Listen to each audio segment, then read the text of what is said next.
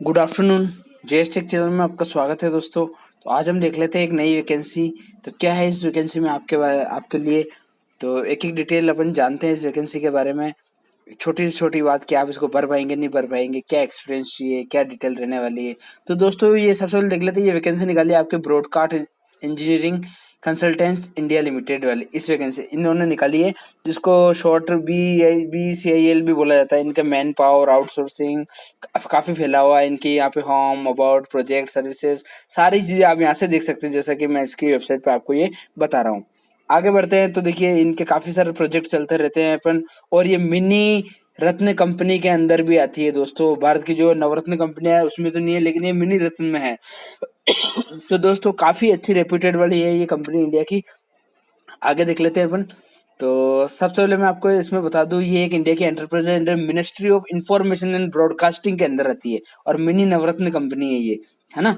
और इसका head office आपके ring road state new Delhi के वहाँ पे है। ये इसके फोन नंबर वगैरह, ये इसके सारे एड्रेस वगैरह आप नोएडा का ये सारे नोट कर सकते हो। ये इसकी वेबसाइट वगैरह आगे मैं इसके बारे में सारे डिटेल आपको बता देने वाला हूँ।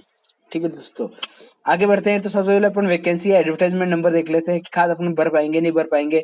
तो ये इनवाइट कर रहे हैं रिक्रूटमेंट या empanelment for following man power contract basis for deployment in India institute of Ayurveda AIIA new Delhi के लिए। ठीक है दोस्तों, तो इसमें देखिए पर्सनल असिस्टेंट चाहिए इनको। एक ही पोस्ट है इसकी। ग्रेजुएट होना चाहिए वो। और इसकी 100 से 120 वर्ड पर मिनट शॉर्ट हैंड के अंदर स्पीड हो। और 5 साल का इसको एक्सपीरियंस हो किसी भी ऑर्गेनाइजेशन में, और कंप्यूटर की इसको नॉलेज हो। एज इसकी मैक्सिमम 30 साल होनी चाहिए। सैलरी इसको 25,000 मिलेगी। अगला है data entry operator under AIPGT project. 2 post है साहब इसकी। और डिग्री होना चाहिए ये डिग्री। और इसने 1 साल का कंप्यूटर एप्लीकेशन के अंदर डिप्लोमा कर रखा हो और उसका एक्सपीरियंस भी हो इसको। और मिनिमम इसको 1 साल का एक्सपीरियंस तो चाहिए ही चाहिए डेटा एंट्री ऑपरेटर को। इसकी भी ये 30 साल एज और 20,430 रुपए इसकी सैलरी रहने वाली है। डेटा एंट्री ऑपरेटर की एक और पोस्ट है। और इसमें भी देखते हैं कि ये क्या नाम है, ये कौन सा है। तो इसमें बीकॉम डिग्री चाहिए इनको।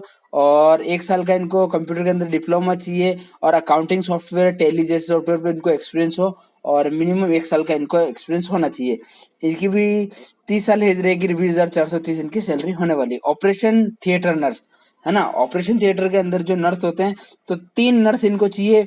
BSc नर्सिंग किए हुए होने चाहिए किसी भी यूनिवर्सिटी या इंस्टीट्यूट से। और 2 साल का इनको किसी भी नर्सिंग या हॉस्पिटल का इसको एक्सपीरियंस होना चाहिए। या ये MSc करे हुए हो और इनको 1 साल का एक्सपीरियंस हो। अथवा ये डिप्लोमा करे हुए हो GNM के अंदर या यूनिवर्सिटी इंस्टीट्यूट में। 4 साल का एक्सपीरियंस इनको किसी भी हॉस्पिटल में हो। तो देखिए अगर BSc कर रखे है तो 2 साल का एक्सपीरियंस, MSc कर रखे है तो 1 साल का एक्सपीरियंस, और GNM कर रखे है तो 4 साल का एक्सपीरियंस। ठीक है दोस्तों, इनकी सैलरी रहने वाली है 37,500 दोस्तों। आगे देख लेते हैं अपन। तो इसमें ये काफी इनके लिए मौका है। अगला है अपने लिए स्टाफ नर्स 11 मांग रहे हैं ये आपके। तो कौन कौन से हैं 11। तो BSc नर्सिंग होनी चाहिए यूनिवर्सिटी से और रिकॉग्नाइज यूनिवर्सिटी से। और 2 साल का इनको एक्सपीरियंस होना चाहिए नर्सिंग होम या किसी भी हॉस्पिटल का।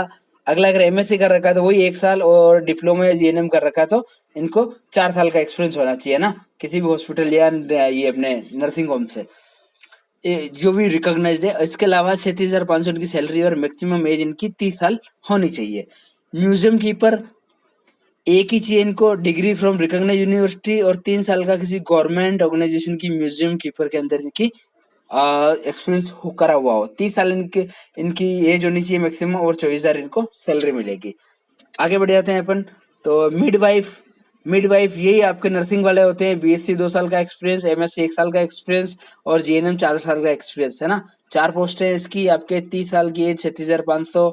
और पंचकर्मा टेक्नीशियन 7 चाहिए। 10वीं पास चाहिए किसी भी गवर्नमेंट बोर्ड से हो ये। और 1 साल का पंचकर्मा का है वर्किंग एक्सपीरियंस हो किसी रेप्यूटेड हॉस्पिटल से। और इसके अलावा सर्टिफिकेट होना चाहिए इनको पंचकर्म के अंदर 6 महीने ड्यूरेशन, और काम भी किया होना चाहिए किसी रेप्यूटेड हॉस्पिटल में। और 24,000 इनको सैलरी मिलेगी। अगला देख रहे हैं पंचकर्म अटेंडेंट। तो ये भी 10वीं पास हो और इसको भी 6 मंथ का एक्सपीरियंस हो। और इसके अलावा 2 साल का एक्सपीरियंस हो ये पंचकर्म अटेंडेंट के अंदर कोई रेप्यूटेड हॉस्पिटल के अंदर, है ना। और इनको 30 साल इनकी भी मैक्सिमम एज और 16,000 इनको सैलरी मिलने वाली है। अगला है लिफ्ट ऑपरेटर। 4 लिफ्ट ऑपरेटर चाहिए इनको। ITI डिप्लोमा चाहिए रिलेवेंट फील्ड में, जो आईटीआई जो लिफ्ट से रिलेटेड जो भी आईटीआई होती है उसमें इनको मांगा गया है, और 30 साल इनकी मैक्सिमम एज होगी, और इनको सैलरी मिलेगी साहब 18,797। आगे देख लेते हैं। तो आगे लॉन्ड्री सुपरवाइजर की पोस्ट है, आप देख सकते हो एक ही पोस्ट है, 10वीं पास चाहिए और 2 साल का इनको प्रोफेशनल लॉन्ड्री के अंदर एक्सपीरियंस होना चाहिए, 18,797 सैलरी है। CSSD अटेंडेंट 10वीं पास होना चाहिए और आईटीआई होनी चाहिए रिलेवेंट फील्ड में, और 2 साल का एक्सपीरियंस हो इनको स्टरलाइजेशन सर्विस डिपार्टमेंट हॉस्पिटल या मेडिकल इंस्टीट्यूट का। इनकी सैलरी 18,797 रहने वाली है। वार्ड अटेंडेंट 2 चाहिए, 8 पास, ये ward boy like type job है, नर्सिंग होम या कहीं का भी एक्सपीरियंस हो, और 15,492 सैलरी है। इसके अलावा वर्कर चाहिए इनको 2, 12th या आईटी या डी फार्मा आयुर्वेद ये करे हुए, और 2 साल का इनको एक्सपीरियंस हो रिलेवेंट फील्ड में, है ना। इसके अलावा वर्किंग एक्सपीरियंस हो इनको प्रोडक्शन यूनिट आयुर्वेदिक फार्मेसी का, और 32 साल इनकी एज हो सकती है मैक्सिमम, और 18,797 इनकी सैलरी रहेगी। इसके अलावा गैस मैनुफैक्चरिंग टेक्नीशियन होना चाहिए, 12th पास होने चाहिए, ट्रेड या आईटीआई या डिप्लोमा में मैकेनिकल इंजीनियरिंग होना चाहिए, मतलब इनकी जो डिप्लोमा हो या आईटीआई हो जो भी हो, और 2 साल का इनको एक्सपीरियंस होना चाहिए स्किल्ड कैपेसिटी इन वर्कशॉप और मटेरियल कंस्ट्रक्शन इक्विपमेंट के अंदर, है ना। तो ये दोस्तों ध्यान रखें।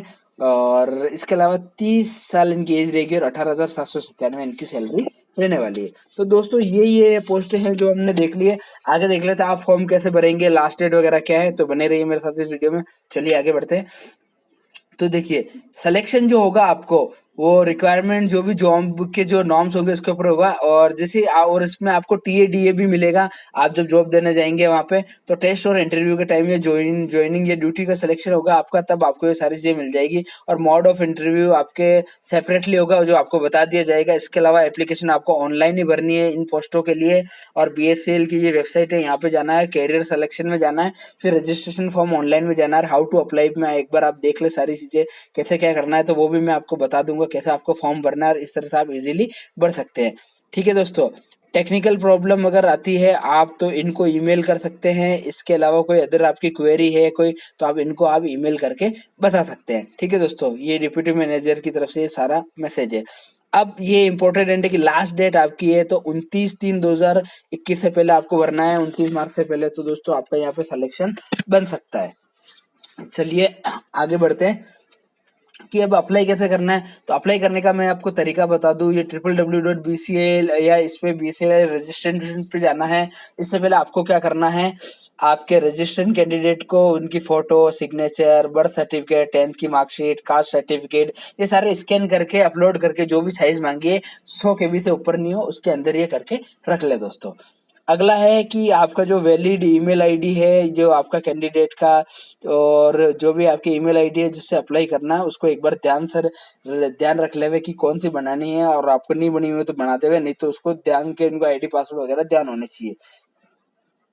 और अगर किसी की पर्सनल ईमेल आईडी नहीं है तो वो क्या करे, क्रिएट कर ले, और उसके बाद ही वो अप्लाई करे। और कैंडिडेट को क्या करना है, इस वेबसाइट पे जाना है और यहाँ पे जाके क्लिक करना है, कैरियर में जाके ये सारी चीजें देख सकता है ना, क्या क्या चीजें और रिक्वायर्ड रहेगी।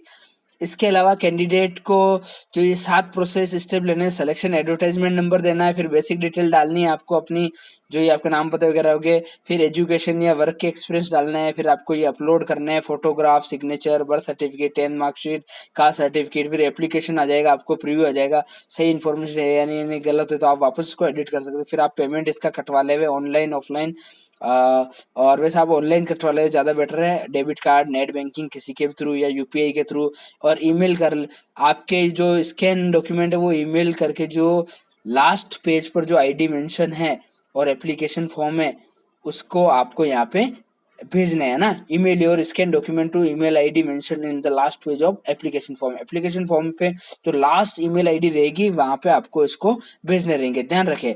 और आपकी पासपोर्ट साइज जो colour photo, signature, scan copy जो साइज दी गई है 100 KB के आसपास, उसमें ही आप स्कैन करें, इस बात का आपको ध्यान रखना। और फाइल फॉर्मेट जेपीजी होना चाहिए, है ना, जेपीजी या पीडीएफ, उसके अलावा आपको किसी में भी नहीं करना है। आगे बढ़ जाते हैं अपन। तो देखिए कैसे अप्लाई करना, तो ये मैंने बता दिया। हम इस वेबसाइट पे आ गए यहाँ पे, और यहाँ पे जाना है आपको न्यू रजिस्ट्रेशन के अंदर। न्यू रजिस्ट्रेशन में जाएं और फिर आप अप्लाई कर रहे हो। और यहाँ से आप हाउ टू अप्लाई में देख सकते हैं कि आप अप्लाई कैसे करना है, तो ये भी मैं आपको एक बार बता दूंगा छोटे से रूप में। तो एप्लीकेशन फी देख लेते हैं इसकी। तो एप्लीकेशन फी आपका नॉन रिफंडेबल है, और पेमेंट रजिस्ट्रेशन फी आपको डिमांड ड्राफ्ट, मनी, चेक और पोस्टल ऑर्डर, पे order, bank cheque, postal staff कैसे भी एक्सेप्ट नहीं करी जाएगी। आपको ऑनलाइन ही फीस कटवानी है। देखो, जनरल कैंडिडेट की 750 रुपये है, और 500 रुपये extra for additional post apply, अगर आप ज्यादा से पोस्ट के लिए अप्लाई करते हो तो। ओबीसी की भी 750 है, और 500 रुपये एक्स्ट्रा एडिशनल पोस्ट अगर एक से ज्यादा पोस्ट के लिए आप अप्लाई करते हो तो। SC ST के लिए 450 रुपये और एक्स्ट्रा उनके 300 है। एक्स सर्विस मैन के 750 रुपये है, और वुमेन के लिए भी 750 रुपये, और EWS के लिए भी 450 रुपये। ध्यान रखिए, ये GST और bank charges bond by the candidate, जो भी GST या बैंक चार्जेस लगेंगे वो आपको कैंडिडेट को ही उसमें उसको भरने पड़ेंगे। ध्यान रखिए दोस्तों। अब मैं इसमें एक चीज आपको बता देता हूँ कि आपको अप्लाई कैसे करना है, ये सारी चीजें। तो ये यहाँ पे इसकी वेबसाइट पे हम आ गए यहाँ पे, और इस पेज पे यहाँ पे आपको अप्लाई करना है। जो एडवर्टाइजमेंट नंबर है यहाँ से डाल देना है। यहाँ पे नंबर ऑफ पोस्ट, किस पोस्ट के लिए आप अप्लाई कर रहे हैं, जिसके भी लिए आप एलिजिबल है। जैसे मैंने बताया था, ये हमने इतनी सारी पोस्ट देखी थी यहाँ पे। म्यूजियम कीपर या स्टाफ नर्स किसी भी के लिए कर रहे हैं, तो यहाँ से आप उसका नंबर डाल देवे, और फिर आप अपना नाम वगैरह लिख देवे, आपके फादर नेम वगैरह लिख दे यहाँ पे, आपका date of birth, email ID, mobile number बिल्कुल आप सही सही भरना है। आपको आधार नंबर भरना है, आपके एम्प्लॉय स्टैंड इंश्योरेंस नंबर है तो भरना है, पैन कार्ड, कैटेगरी वगैरह भरना है आपको। ठीक है दोस्तों। OBC, SC ST किसमें, nationality, religion, gender, marital status, address, city, state, pin code, address, ये सारी चीजें एक बार परमानेंट एड्रेस बोले सेव एंड नेक्स्ट कर लेना है, तो आगे की सारी चीजें इसमें आ जाएगी। तो इस तरह से दोस्तों आप इसको भर सकते हो। तो बड़ा ही इजी है, इसमें कोई दिक्कत नहीं आनी चाहिए आपको। तो और मेरे हिसाब से आप कर लेंगे। और अगर कोई दिक्कत आती है तो आप मुझे कमेंट करके बता सकते हैं, ताकि मैं आपकी हो जो भी मदद हो सकेगी मैं आपको कर दूंगा दोस्तों। ठीक है दोस्तों, तो वीडियो को अंत तक देखने के लिए धन्यवाद।